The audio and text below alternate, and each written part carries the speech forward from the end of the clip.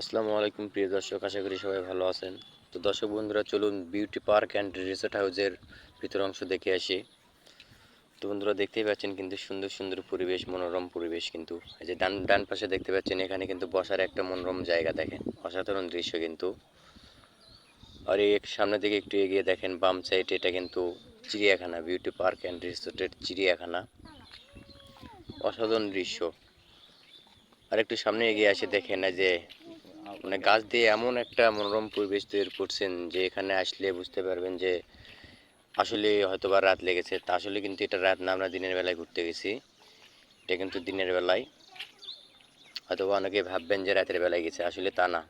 এটা এমন একটা পরিবেশের জায়গা তৈরি করছেন যে এটা মনে হবে যে এটা রাতের বেলা। তো বন্ধুরা, যে কোনো পার্কে গিয়ে কিন্তু আমাকে বসে থাকা ভালো লাগে না।